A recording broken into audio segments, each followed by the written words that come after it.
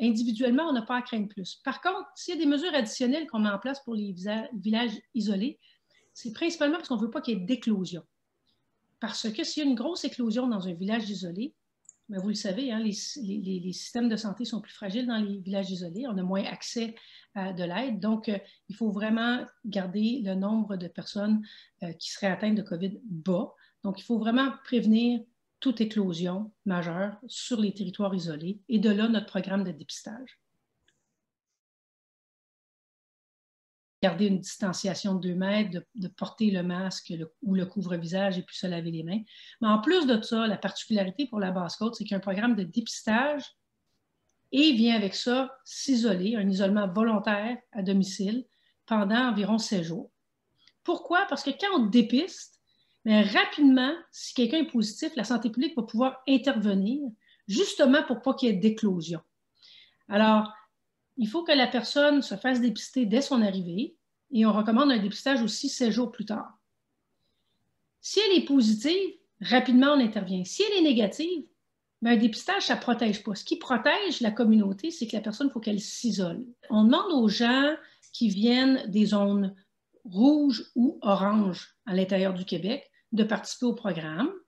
On demande aussi aux gens qui viennent d'autres provinces, particulièrement les provinces de l'Ouest, donc Ontario, Manitoba, Saskatchewan, Alberta, Colombie-Britannique, aussi de participer au programme. Les seules exceptions, en fait, c'est les zones jaunes au Québec et les territoires nordiques, territoires du Nord-Ouest, Nunavut, Yukon, et également les maritimes, parce qu'il n'y a pas assez de cas là pour justifier une crainte et un dépistage préventif. C'est ces gens-là qu'on vise avec le dépistage préventif pour avoir au moins séjourné plus de 24 heures dans ces zones à risque. Juste le transport, ça ne suffit pas, là. Alors, quand on a séjourné dans ces zones-là plus de 24 heures, on demande aux gens de participer au programme de dépistage et évidemment de s'isoler. Et on sait que c'est difficile de s'isoler. C'est pour ça qu'on a fait un petit feuillet pour dire aux gens comment s'isoler. Parce qu'encore une fois, on ne veut pas trop isoler ou trop donner un sentiment de contrainte à la personne. Donc, on a fait un feuillet qu'on espère qu'il va circuler là, largement, que vous avez peut-être même déjà vu, sur comment s'isoler à la maison. Puis, on n'a pas demandé 14 jours d'isolement, on a demandé 7 jours d'isolement pour rendre ça plus acceptable. Isolement préventif, donc ce n'est pas comme si on était un cas, donc on a encore le droit de prendre des marches dehors si on est seul ou à 2 mètres, mais il ne faut pas du tout que la personne fasse du social, qu'elle invite personne, qu'elle ne va pas visiter des gens, qu'elle ne rentre pas dans les commerces. Il ne faut pas rentrer en contact avec des gens hors de notre domicile. Et même dans le domicile, il faut que les gens se protègent. Donc, oui, on dépiste, mais dépister ne nous protège pas, c'est s'isoler qui nous protège.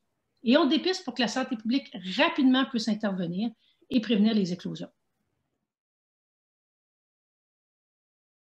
C'est de réduire ses contacts sociaux. Et puis, si on en a, c'est de suivre les 3 grandes règles qu'on répète partout, finalement. C'est de garder le 2 mètres, de porter le masque ou le couvre-visage et de se laver fréquemment les mains. Maintenant, ceci dit, ça, il faut le faire, pas juste quand on est chez les autres, mais pour la personne qui serait isolée de par nos recommandations, eh bien, il faut le faire aussi dans sa propre maison. Donc, une personne qui serait isolée chez elle, puis qu'il y a des membres de sa famille aussi dans la même maison, elle devrait être dans sa chambre, possiblement avoir sa salle de bain dédiée à elle. Ou sinon, il faut ajouter à ça, il faut laver les poignées de porte au moins 1 fois par jour et tout ça. Mais il faut essayer aussi de s'isoler des gens dans notre propre maison quand on revient d'une zone à risque.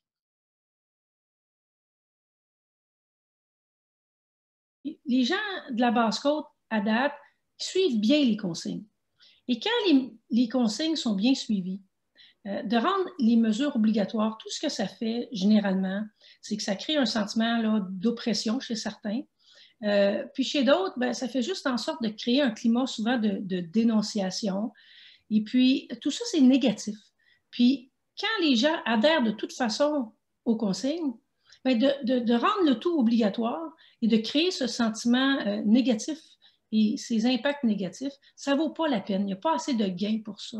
Alors, on sait que les gens vont les suivre, les consignes, dans la vaste majorité des cas. Et ce qu'il faut vraiment plus viser, c'est que les gens s'entraident.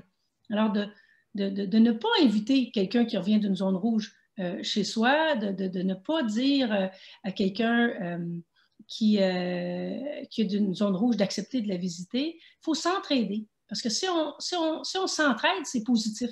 Si on rend les choses obligatoires, il y a des dénonciations, il faut mettre la police là-dedans, ça, c'est négatif. Puis le COVID, on sait que c'est un grand stresseur au niveau des liens sociaux, puis un grand stresseur au niveau de la santé mentale. Donc, d'ajouter des contraintes, pour nous, ça ne semblait pas pertinent. C'est pour ça qu'il n'y a rien d'obligatoire. Par contre, ce n'est pas parce que ce n'est pas obligatoire que c'est facultatif. Je reviens avec, c'est fortement, très fortement recommandé par la santé publique de participer au programme de dépistage et de s'isoler.